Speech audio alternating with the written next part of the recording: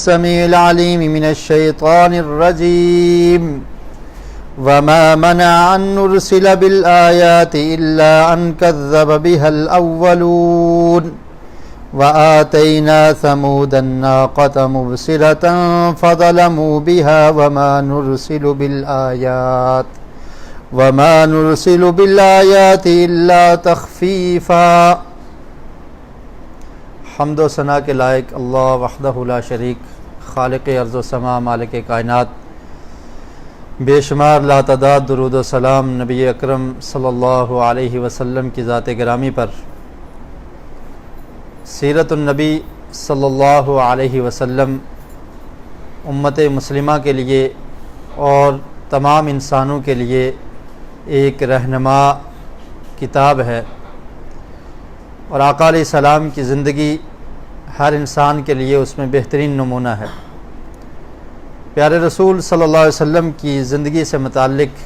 کچھ واقعات ہم نے پچھلے خطبہ جمعہ میں ذکر کیے۔ جب اللہ کے رسول نے توحید کی دعوت کا آغاز کیا، مکی زندگی میں آقا علیہ السلام نے لوگوں کو دعوت دی تو بہت سارے لوگ مخالف ہو گئے اور بہت زیادہ لوگوں نے مخالفت کی۔ آپ کے قبیلے کے لوگ، قریش کے لوگ، آپ کے رشتہ دار، وہ آپ کے مخالف بن گئے، کیونکہ وہ بتوں کی عبادت کیا کرتے تھے۔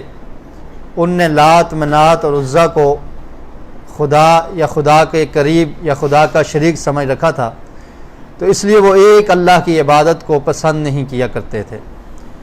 مخالفت بڑھتی چلی گئی، پیارے رسول صلی اللہ علیہ وسلم کو اذیت، آپ کو تکالیف، اور پھر آپ کو قتل کرنے کے منصوبے بھی بنائے گئے۔ ان واقعات کا تذکرہ ہم کر چکے ہیں، اور پھر جب یہ تمام کام کرنے کے باوجود بھی توحید کی دعوت پھیلتی رہی اور نبی کریم صلی اللہ علیہ وسلم اپنے اس عمل سے باز نہ آئے، بلکہ لوگوں کو دعوت دیا کرتے تھے اور لوگ بھی دائرہ اسلام میں داخل ہوتے چلے گئے، تو قریش کے لوگوں نے یہ منصوبہ بنایا کہ آقا علیہ السلام کے چچا کو خبر کی جائے۔ ابو طالب جو نبی اکرم صلی اللہ علیہ وسلم کے معاون تھے، آپ کے مددگار تھے، آپ کی حفاظت کیا کرتے تھے، تو ان کے پاس شکایت لے کر قریش کے لوگ پہنچ گئے۔ عقیل بن ابی طالب بیان کرتے ہیں، حضرت علی رضی اللہ تعالیٰ عنہ کے یہ بھائی ہیں، یہ کہتے ہیں کہ مجھے ابو طالب نے بھیجا کہ جا کر نبی کریم صلی اللہ علیہ وسلم کو بلا کر لاؤ۔ انہوں نے خود یہ واقعہ دیکھا تو انہوں نے بیان کیا، عقیل بن ابی طالب نے، کہتے ہیں کہ جاءت قریش الی ابی طالب فقالوا، کہ قریش کے لوگ ابو طالب کے پاس آئے اور آ کر کہنے لگے ان ابن اخیک یؤذینا فی دیننا وفی مسجدنا فنہہ عن اذانا، کہ بے شک تیرا بھتیجا ہمیں تکلیف دیتا ہے، وہ ہماری مسجد میں آ کر ہمیں تنگ کرتا ہے، ہماری مجالس میں آ کر توحید کی دعوت پیش کرتا ہے اور ہمارے دین کے بارے میں باتیں کرتا ہے، اس سے ہمیں تکلیف پہنچتی ہے۔ تو قریش کا سردار ہے، تیرا ایک مقام ہے، تو ہم تیرے پاس آئے ہیں کہ تو اپنے بھتیجے کو باز کر لے، اس چیز سے روک دے کہ وہ ہمیں تکلیف نہ دے۔ نبی کریم صلی اللہ علیہ وسلم کے پاس عقیل بن ابی طالب کو بھیجا گیا۔ ابو طالب نے اپنے بیٹے عقیل سے کہا کہ جا کر محمد رسول اللہ صلی اللہ علیہ وسلم کو بلا کر لایا جائے۔ نبی کریم صلی اللہ علیہ وسلم حاضر ہوئے تو ابو طالب یہ کہنے لگا کہ آپ جانتے ہیں کہ آپ کے قبیلے کے لوگ، قریش کے لوگ میرے پاس آئے ہیں اور انہوں نے آ کر یہ کہا ہے کہ آپ ان کو تکلیف دیتے ہیں، تو آپ اس دعوت کو چھوڑ دیں، لوگوں تک یہ پیغام نہ پہنچائیں۔ جب نبی کریم صلی اللہ علیہ وسلم نے اپنے چچا ابو طالب کی اس بات کو سنا تو آسمان کی طرف نظریں اٹھائی، فحلق رسول اللہ صلی اللہ علیہ وسلم بصرہ الی السماء، آسمان کی طرف نظر اٹھائی اور پھر کہنے لگے اترون هذه الشمس، کہ اے میرے چچا جان کیا آپ اس سورج کو دیکھ رہے ہیں؟ چچا نے کہا سورج کو دیکھ رہا ہوں۔ فرمایا کہ اگر اس سورج سے ایک شعلہ آئے اور وہ مجھ پر آ گرے تب بھی میں اس دعوت کو چھوڑنے والا نہیں ہوں، یہ حکم مجھے میرے رب نے دیا ہے، اس دعوت کو میں نے بیان کرنا ہے. آپ کو جتنی بھی ناگوار ہو, قریش کے لوگوں کو اگر یہ ناگوار ہو, تب بھی میں اس کو چھوڑنے والا نہیں ہوں. اگر اس سورج کی شعاعیں, اس سورج میں سے شعلہ آئے اور میرے اوپر آ کر گر پڑے یا تم کھینچ کر مجھے لا دو, تو پھر بھی میں اس دعوت کو ترک کرنے والا نہیں ہوں. جب ابو طالب نے اس بات کو سنا کہ آقا علیہ السلام اس طرح اپنے موقف پر ڈٹ گئے ہیں اور آپ اس دعوت کو چھوڑنے والے نہیں, تو ابو طالب نے کہا ما کذبنا ابن اخی فرجعوا. قریش کے لوگوں کو کہا کہ تم واپس چلے جاؤ, میرا بھتیجا جھوٹ نہیں بولتا. یہ جو دعوت دے رہا ہے اس دعوت میں سچائی ہے اور یہ جھوٹ بولنے والا نہیں ہے, اور میں اس کو کچھ نہیں کہہ سکتا, تم لوگ واپس چلے جاؤ. آپ کی مدد کی ابو طالب نے, لیکن ہدایت دینا یہ اللہ کے اختیار میں ہوتا ہے. اللہ تعالیٰ نے قرآن مجید میں ارشاد فرمایا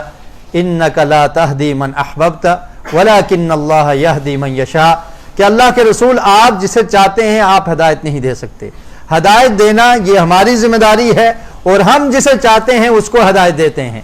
آقا علیہ السلام کی مدد کرتے رہے, آپ کا تعاون کرتے رہے, آپ کا ساتھ ابو طالب دیتا رہا, لیکن ہدایت ان کے حصے میں نہ آئی, ان کو ہدایت نہ مل سکی, تو وہ اسلام پر فوت نہیں ہوئے.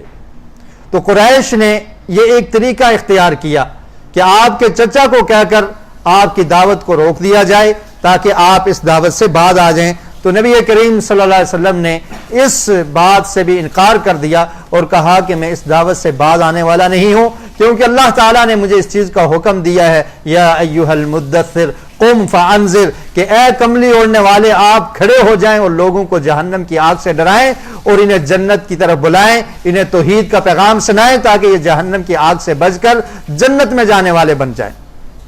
اس کے بعد اسی طرح عبداللہ بن عباس رضی اللہ تعالیٰ عنہ بیان کرتے ہیں کہ قریش نے آقا علیہ السلام سے ایک اور مطالبہ کر دیا. کہا کہ اگر آپ سچے ہیں تو ہمیں کوئی نشانی دکھا دیں, ہمیں معجزہ چاہیے, ہمیں نشانی چاہیے. اگر آپ کو وہ نشانی آپ ہمیں دکھا دیتے ہیں, اس معجزے کو آپ کر دیتے ہیں, تو ہم ایمان لے آئیں گے. اور نبی مکرم صلی اللہ علیہ وسلم کی یہ بہت زیادہ خواہش تھی کہ یہ لوگ جہنم کی آگ سے بچ جائیں, یہ مومن بن جائیں, یہ ایمان والے بن جائیں. تو اللہ کے رسول صلی اللہ علیہ وسلم کی خواہش ہوتی تھی کہ قریش کے لوگ کفار مکہ یہ ایمان لے آئیں. تو آقا علیہ السلام نے فرمایا کہ جس نشانی کا تم مطالبہ کرتے ہو, اگر وہ نشانی پوری ہو جائے, اگر تمہاری یہ ڈیمانڈ, تمہارا یہ مطالبہ پورا ہو جائے, تو کیا تم ایمان لے آؤ گے؟ کہنے لگے ہاں ہم ایمان لانے کے لیے تیار ہیں, آپ نے اس نشانی کو پورا کرنا ہے. عبداللہ بن عباس رضی اللہ تعالیٰ عنہ بیان کرتے ہیں, مسند احمد میں یہ روایت ہے, قالت قریش للنبی صلی اللہ علیہ وسلم ادعو لنا ربک ان یجعل لنا الصفا ذهبا, کہ قریش نے آ کر یہ کہا کہ اللہ کے رسول آپ اللہ رب العالمین سے یہ دعا کیجئے کہ صفا پہاڑی سونے کی بن جائے, اس پہاڑی کو سونے کا بنا دیں آپ.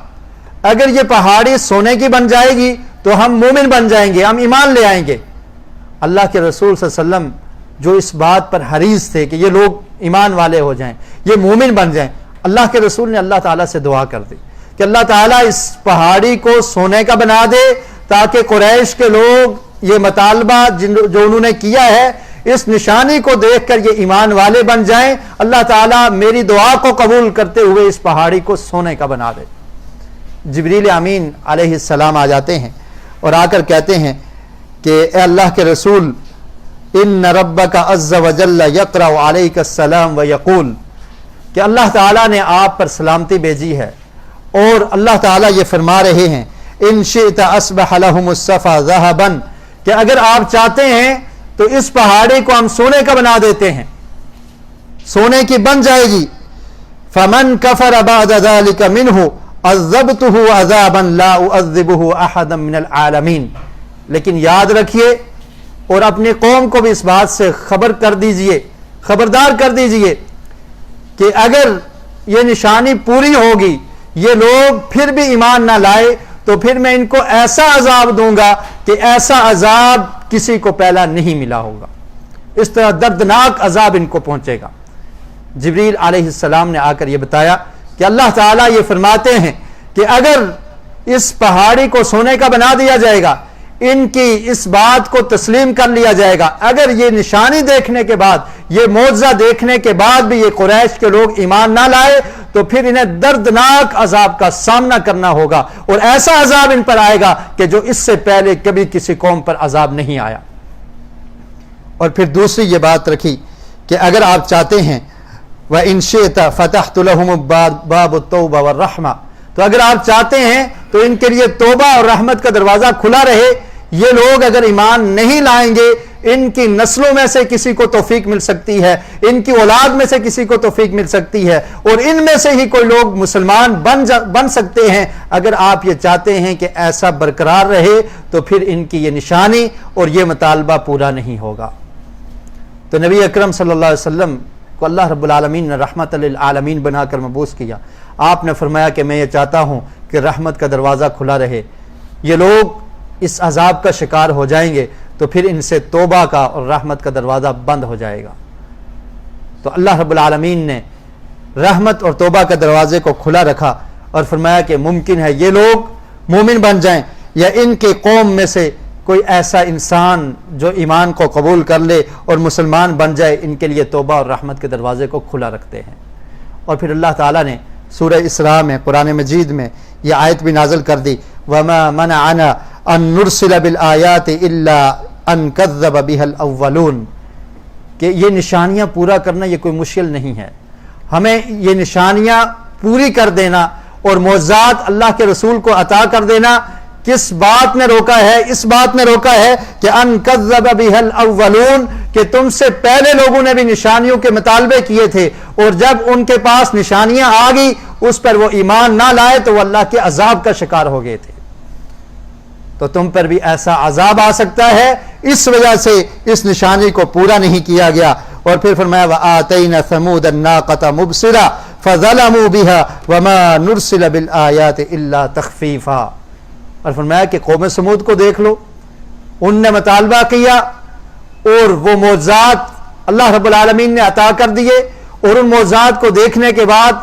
اللہ تعالیٰ کی جو اونٹنی تھی اس کو دیکھنے کے بعد یہ لوگ ایمان نہ لائے تو وہ اللہ کے عذاب کا شکار ہو گئے، زلزلے کی صورت میں اور ایک چیخ کی صورت میں پوری کی پوری قوم کو ہلاک کر دیا۔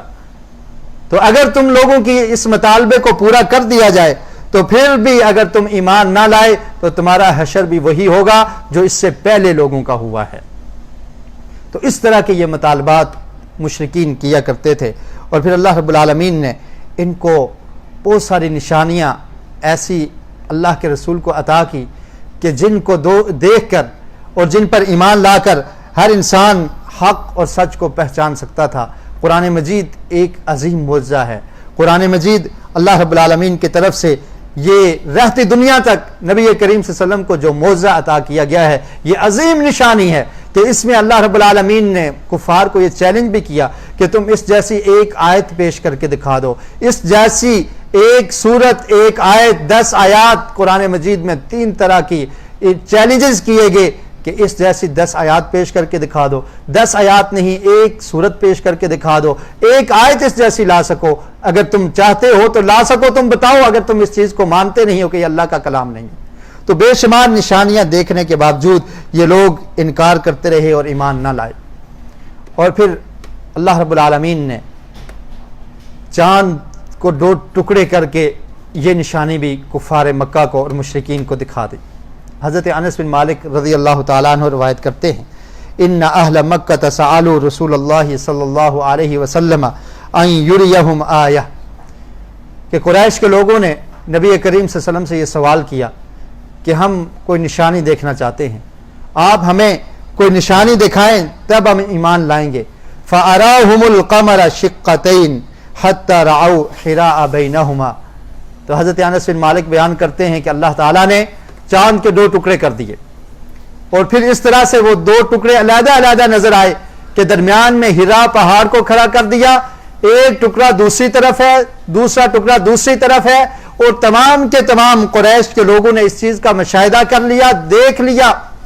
کہ چاند کو اللہ رب العالمین نے 2 ٹکڑے کر دیا ہے۔ لیکن اس کے باوجود بھی یہ قوم اتنی ہٹ درم تھی، اس طرح سے یہ لوگوں نے حق کو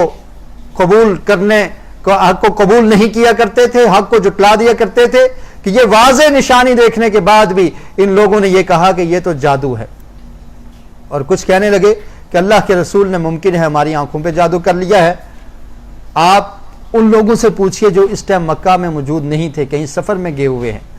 جب وہ واپس آئیں گے اگر وہ لوگ اس بات کی تصدیق کریں گے تو پھر ہم مانیں گے, ورنہ ممکن ہے کہ اللہ کے رسول نے ہم پر جادو کیا ہو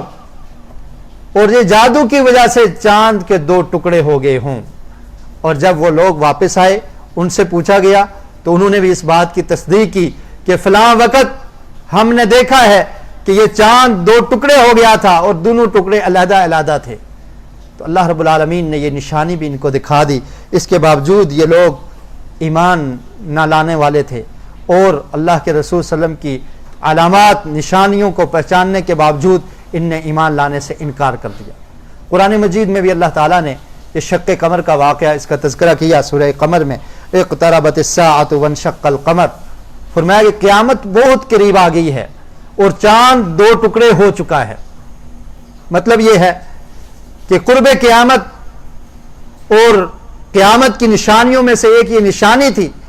کہ نبی اکرم صلی اللہ علیہ وسلم کو اللہ تعالیٰ یہ نشانی عطا کریں گے کہ چاند کے 2 ٹکڑے ہو جائیں گے,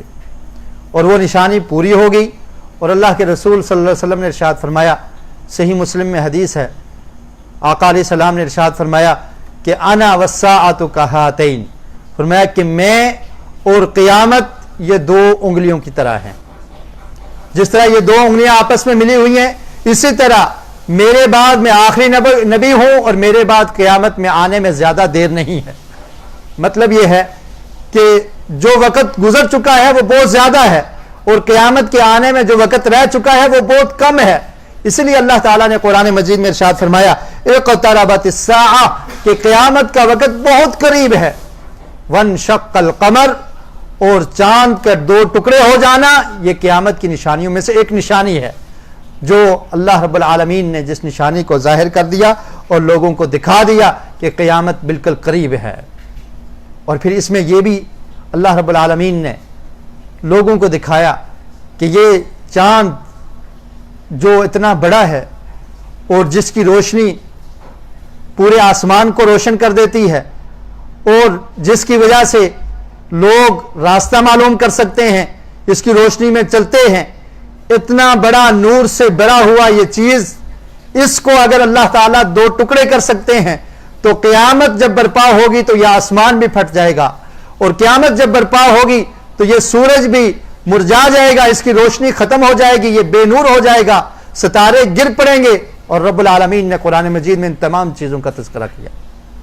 اور زمین کے پھٹنے کا تذکرہ کیا, زمین پر زلزلہ آنا اس کا تذکرہ کیا. اذا زلزلت الارض زلزالها واخرجت الارض اثقالها, کہ جب زمین پہ کبھی طاری ہو جائے گی اور زمین پہ زلزلہ برپا ہو جائے گا اور پھر زمین اپنے بوجھ کو باہر نکال پھینکے گی اور تمام کی تمام یہ چیزیں خبر دیں گی, بول کے بتائیں گی کہ کون سے انسان نے کیا اعمال کیے ہیں. یہ تمام کی تمام چیزیں بتا دی جائیں گی. اذا الشمس کورت, فرمایا کہ جب سورج بے نور ہو جائے گا, اس کی روشنی ختم ہو جائے گی. اور تاروں کے بارے میں فرمایا وَإِذَا النُّجُومُ انْكَدَرَتْ, کہ جب تارے گر پڑیں گے تو یہ تمام کے تمام اللہ تعالیٰ کی نشانیاں ہیں. انسان اگر اللہ تعالیٰ کی نشانیوں پر غور کرے, تدبر کرے, تو اسے توحید کو سمجھنے میں کوئی کسر باقی نہیں رہتی, کوئی سوال باقی نہیں رہتا. اور رب العالمین نے قرآن مجید میں اتنی نشانیاں ذکر کر دی, افلا ينظرون الى الابل کیف خلقت, کیا تم دیکھتے نہیں ہو کہ اللہ تعالیٰ نے اونٹ کو کیسے پیدا کیا, والى السماء کیف رفعت, آسمان کو کس طرح سے بلند کر دیا, والى الارض کیف سطحت, زمین کو کیسے بچھا دیا, والى الجبال کیف نصبت, پہاڑوں کو کس طرح زمین کے اندر گاڑ دیا. یہ تمام کے تمام اللہ تعالیٰ کی نشانیاں ہیں, جن نشانیوں کو اللہ رب العالمین نے تمام لوگوں کے لیے اس دنیا میں رکھا ہے کہ تم ان نشانیوں پہ غور و فکر کرو, تدبر کرو, اور پھر یہ سمجھ جاؤ کہ ان تمام کا خالق, ان کا مالک صرف ایک اللہ ہے, اور وہ اللہ اکیلا ہی جو ان کا خالق ہے, مالک ہے, پیدا کرنے والا ہے, اس کائنات کے نظام کو چلانے والا ہے. کبھی دن ہوتا ہے, کبھی رات آ جاتی ہے, کبھی رات کا اندھیرا چھا جاتا ہے, اور کبھی پھر صبح سے سورج طلوع ہو جاتا ہے. یہ تمام کی تمام نشانیاں اور کائنات کے نظام کو چلانا, جو اس نظام کو چلانے والا ہے وہ اکیلا ہی عبادت کے لائق ہے. ہے, اور وہ اکیلا رب تمہاری حاجات کو پورا کر سکتا ہے. وہ اکیلا رب تمہیں اولاد دینے پر قادر ہے. وہ تمہاری تمام تر ضروریات کو پورا کرنے والا وہ اکیلا ہی رب ہے. اور جو یہ سب کچھ کرنے والا ہے تو عبادت بھی صرف اسی کی جائے گی, اس کی عبادت میں کسی دوسرے کو شریک نہیں کیا جائے گا. تو یہ چاند کے 2 ٹکڑے ہو جانا, یہ اللہ رب العالمین نے نشانی ظاہر کی ان مشرکین کے لیے کہ مشرکین ان آیات کو دیکھ کر اللہ کے رسول پر ایمان لے آئے. لیکن اس واضح نشانی کو دیکھنے کے باوجود انہوں نے پھر یہی کہہ دیا, ہر درمی کی, کہ یہ ایسا ہے کہ یہ ممکن ہے جادو کیا ہو, اور اللہ کے رسول کو نعوذ باللہ جادوگر کہا گیا. اور پھر یہ مشرکین جب ان کے معبودان کے بارے میں,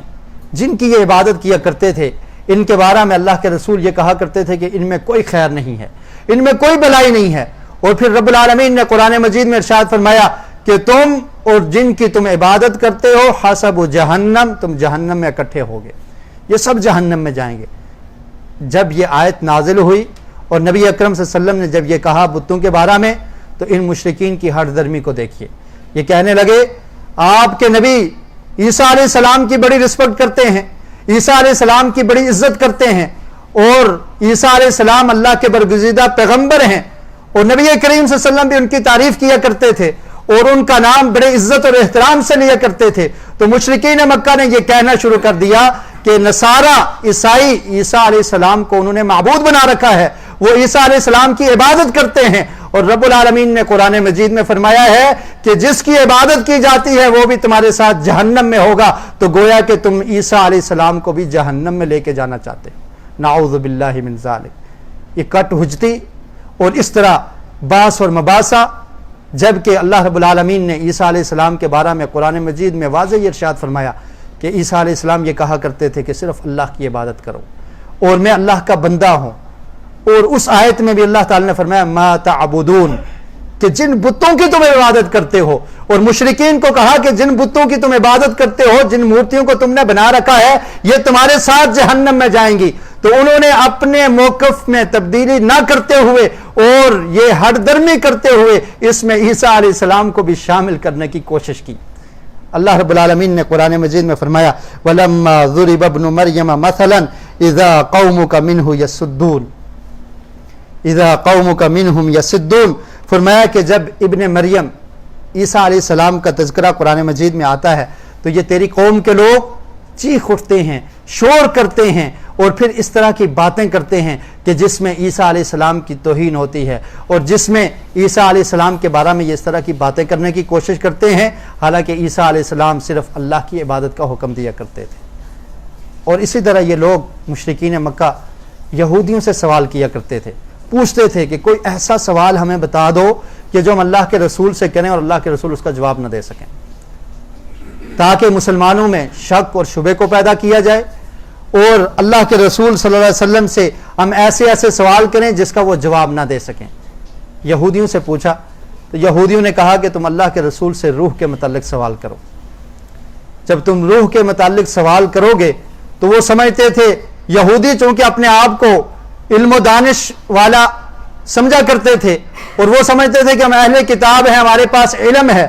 اور ممکن ہے کہ نبی کریم صلی اللہ علیہ وسلم ان سوالات سے واقف نہ ہوں. تو مشرکین کو وہ ایسے سوالات دیا کرتے تھے, اور مشرکین اس طرح کے سوال ان سے لیتے تھے کہ ہم نبی کریم صلی اللہ علیہ وسلم سے پوچھیں گے آقا علیہ السلام کو تکلیف دینے کے لیے, آپ کو تنگ کرنے کے لیے.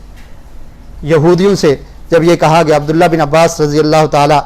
عنہما بیان کرتے ہیں قالت قریش لیہود اعطونا شیئا نسأل عنہ هذا الرجل, کہ ہمیں کچھ ایسے سوال بتاؤ جو ہم اس آدمی سے سوال کریں. تو یہودیوں نے کہا کہ سلوہ عن الروح, روح کے متعلق سوال کرو. چنانچہ انہوں نے سوال کیے تو اللہ رب العالمین نے قرآن مجید کی یہ آیت نازل کر دی وَيَسْأَلُونَكَ عَنِ الرُّوحِ قُلِ الرُّوحُ مِنْ أَمْرِ رَبِّي وَمَا أُوتِيتُم مِّنَ الْعِلْمِ إِلَّا قَلِيلًا.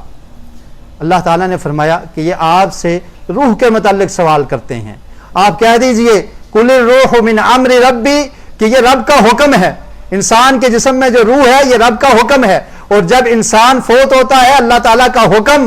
اللہ تعالیٰ کے حکم سے یہ روح نکل جاتی ہے, اور پھر روح کو عذاب اور ثواب یہ ملتا ہے, یہ تقدیر کا مسئلہ ہے, اور انسان نے مرنے کے بعد جی اٹھنا ہے. یہ تمام کے تمام معاملات ہونے والے ہیں, اس روح کے بارے میں تم سوال کرتے ہو، یہ روح اللہ کا حکم ہے، اور ساتھ یہ بھی فرما دیا کہ تم یاد رکھو وما اوتیتم من العلم الا قلیلا، تمہارے پاس جو علم ہے وہ بالکل تھوڑا ہے، تمہیں کچھ چیزوں کے بارے میں علم دیا گیا ہے، ان چیزوں کو مان لو، جن چیزوں کو اللہ تعالیٰ نے غیب میں رکھا ہے، جن کا علم تمہیں نہیں ہے، اس کی طرف آگے بڑھنے کی کوشش نہ کرو۔ وما اوتیتم من العلم الا قلیلا، یہودیوں کو یہ کہا کہ تمہیں جو اہل کتاب، تمہیں جو علم ملا ہے یہ کم ہے،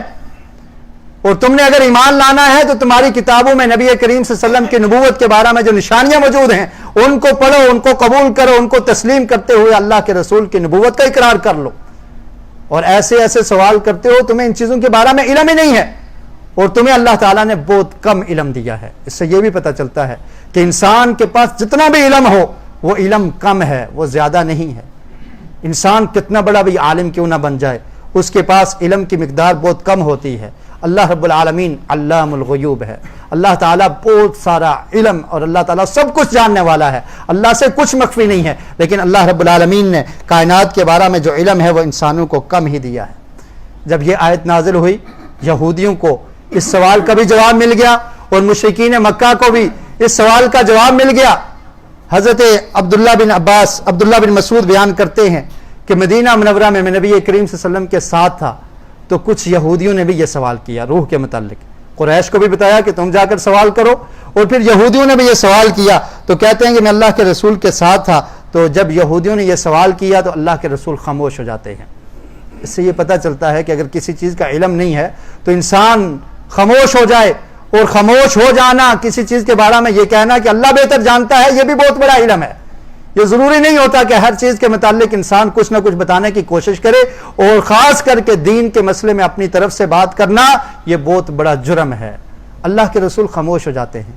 نبی کائنات خاموش ہو جاتے ہیں۔ یہودیوں نے سوال کیا یسألونک عن الروح، روح کے متعلق سوال کیا، تو اللہ کے رسول خاموش ہو جاتے ہیں۔ کہتے ہیں عبداللہ بن مسعود میں سمجھ گیا کہ اچانک اللہ کے رسول پر وحی کا نزول ہو جاتا ہے، اور اللہ رب العالمین نے یہ آیات نازل کر دی وَيَسْأَلُونَكَ عَنِ الرُّوحِ قُلِ الرُّوحُ مِنْ أَمْرِ رَبِّي وَمَا أُوتِيتُم مِّنَ الْعِلْمِ إِلَّا قَلِيلًا، کہ یہ آپ سے روح کے متعلق سوال کرتے ہیں، آپ ان کو کہہ دیجئے کہ یہ اللہ کا حکم ہے، اور تمہارے پاس جو علم ہے وہ بہت قلیل ہے۔ تو یہودیوں نے اس آیت کو سننے کے بعد ایک اور بات کہہ دی، کہتے ہیں ہم تو وہ لوگ ہیں جنہیں اہل کتاب کہا جاتا ہے، اور تورات اللہ تعالیٰ نے ہمیں دی ہے، اور آپ کہہ رہے ہیں کہ ہمارے پاس کم علم ہے۔ جس کے پاس تورات کا علم ہو اوتیا خیرن کثیرا، اسے تو بہت بڑی بلائی مل جاتی ہے۔ تورات کا علم، تورات کا نالج اور تورات کا علم ہمارے پاس ہے، اور آپ یہ کہتے ہیں کہ ہمارے پاس کم علم ہے،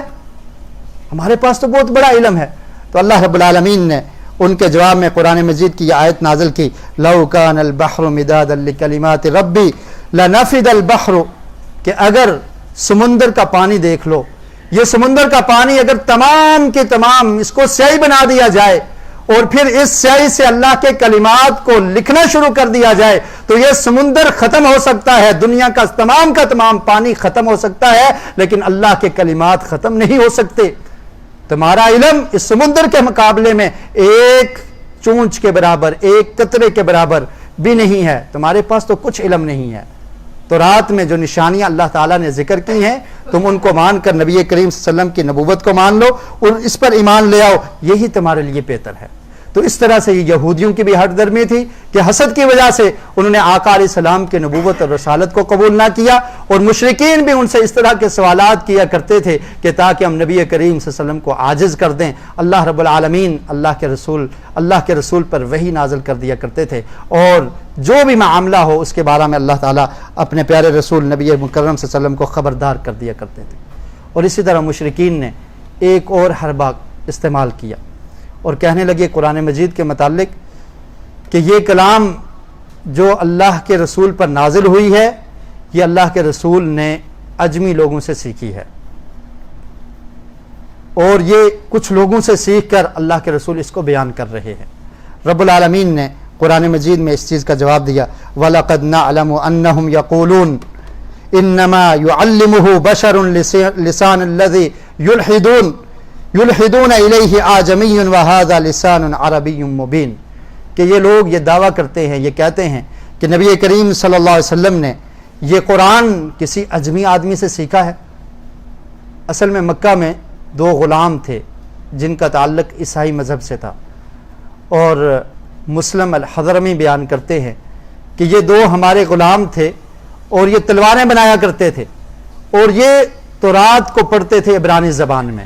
نبی کریم صلی اللہ علیہ وسلم کا ایک دفعہ ان کے قریب سے گزر ہوا، آقا علیہ السلام نے ان کی کلام کو سن لیا، تو اس کے بعد مشرکین نے یہ کہنا شروع کر دیا کہ اللہ کے رسول نے یہ علم ان بچوں سے لیا ہے۔ اللہ رب العالمین نے اس کی تردید کر دی کہ یہ مشرکین ماننے والے نہیں ہیں، یہ صرف ہر درم ہیں اور یہ انکار کرنے والے ہیں اور طرح طرح کی باتیں کرنے والے ہیں۔ ہم جانتے ہیں کہ یہ آپ کے بارے میں یہ کہتے ہیں کہ یعلمہ بشر لسان الذی یلحدون الیہ اعجمی، کہ اس نبی نے نبی کریم صلی اللہ علیہ وسلم نے یہ قرآن، یہ کلام ایک اجمی آدمی سے سیکھی ہے، حالانکہ اللہ تعالیٰ فرماتے ہیں کہ اس قرآن کو ھذا لسان عربی مبین، یہ واضح عربی زبان میں ہم نے آپ کی طرف نازل کیا ہے، اور یہ نازل کرنے والے ہم ہیں، اور یہ عرب کے لوگ اس بات کو اچھی طرح سمجھتے ہیں، لیکن سمجھتے ہوئے اس کا انکار کر رہے ہیں، صرف شک اور شبہ پیدا کرنے کے لیے اور صرف ہٹ درمی کی وجہ سے اور آپ کو تکلیف دینے کے لیے یہ ایسا کرتے ہیں۔ نبی کریم صلی اللہ علیہ وسلم سے محبت کا تقاضا یہ ہے کہ آپ کی سیرت کا مطالعہ کیا جائے، آپ کی سیرت کو سمجھا جائے اور اس کے مطابق عمل کیا جائے۔ بہت سارے لوگ، ابھی ربیع الاول شروع ہونے والا ہے، آپ دیکھیں گے کہ بہت سارے لوگ محبت کا دعویٰ کرنے والے یا محبت کا اظہار کرنے کے لیے ایسی خرافات کریں گے، ایسے رسم و رواج ان کو دین سمجھ کر دین کے نام پر شروع کریں گے کہ جس کا ثبوت نہ قرآن میں ملتا ہے، نہ نبی مکرم صلی اللہ علیہ وسلم کی سیرت میں ملتا ہے، اور نہ ہی آپ کے فرامین میں ملتا ہے۔ ایک عام سا سوال ہے کہ کیا کوئی انسان جس چیز کا حکم اس کے محبوب نے دیا ہو وہ کرنا اس کے لیے بہتر ہے، یا جس چیز کا حکم نہ دیا ہو وہ کرنا بہتر ہے؟ نبی کریم صلی اللہ علیہ وسلم نے ہمیں آقا علیہ السلام سے محبت ہے، آپ کی سنت سے محبت ہے، آپ کے طریقوں سے محبت ہے، لیکن کبھی آپ اپنی زندگی میں دیکھیں کہ جن کاموں کا حکم اللہ کے رسول نے ہمیں دیا ہے کیا ہم ان کو کرتے ہیں؟ ان کو کرنے کے لیے ہم قطعاً تیار نہیں ہیں۔ صرف سال میں ایک دفعہ جلوس نکال لینا، جھنڈیاں لگا لینا، اور یہ ایسا کام ہے کہ جس کا حکم بھی اللہ کے رسول نے نہیں دیا۔ کسی ایک حدیث میں اس کا ثبوت نہیں ملتا کہ اللہ کے رسول نے حکم دیا ہو کہ میرا میلاد بنانا، میرا جنم دن بنانا، اس دن کیک کاٹنا، اس دن جلسے اور جلوس کرنا، کسی ایک روایت میں نبی کریم صلی اللہ علیہ وسلم نے ان چیزوں کا حکم نہیں دیا، بلکہ آپ یہ کہہ سکتے ہیں کہ آپ نے روکا ہے، حکم نہیں دیا۔ لیکن وہ امور جن کا اللہ کے رسول نے حکم دیا ہے ان کو مسلمان بھول جاتے ہیں، کرتے ہی نہیں ہیں۔ مثال کے طور پر اللہ کے رسول نے یہ حکم دیا ہے وَعْفُ اللُّحَىٰ، داڑھیوں کو چھوڑ دو، مسلمان اس پہ عمل کرتے ہیں۔ مجھے نبی کریم صلی اللہ علیہ وسلم سے بہت محبت ہے لیکن عمل کرنے کے لیے تیار نہیں ہیں۔ یہ کیسی محبت ہے؟ اللہ کے رسول نے یہ حکم دیا ہے، رب العالمین نے بھی حکم دیا ہے کہ نماز پڑھو، نماز کو قائم کرو، نماز پڑھنے کے لیے مسلمان تیار نہیں ہے۔ صرف ربیع الاول کے مہینے میں جلوس نکالنے کے لیے ہم تیار ہیں، اسی جلوس میں یہ اعلان کر دیا جائے کہ جس کو پیارے رسول سے سچی محبت ہے وہ اپنا چہرہ اللہ کے رسول کی سنت کے مطابق آپ جیسی شکل اپنا لے۔ دیکھا جائے کتنے لوگ تیار ہوں گے، کوئی بھی تیار نہیں ہوگا۔